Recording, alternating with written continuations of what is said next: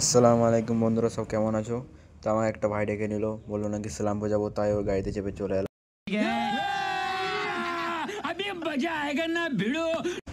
তো চলো আমরা এখন সালামপুর যাই, তোমরা ভিডিওটা দেখতে থাকো।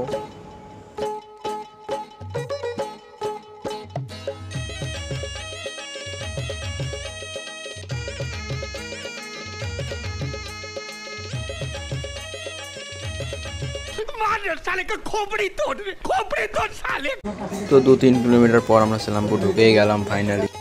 বন্ধুরা দেখো, ভাইয়ের সংসারে অনেক চাপ, তাই সবজি কিনতে এসছে। হাট বাজার না করলে তো ঘরে ঢুকতে দেবে না, তাই ঝটপট করে এক বস্তা সবজি কিনে নিলাম। আরে না না, এটা তো থলি। তারপরে আমরা মাংস দোকানে চলে এসে মাংস নিয়ে নিলাম। এরপর আমরা বাড়ি দিকে যাব। চলো দেখতে থাকো। আর হ্যাঁ, লাইক কমেন্ট শেয়ার ফলো করে দাও। তারপরে ভিডিওতে তোমার সাথে দেখা হচ্ছে। Tata bye bye.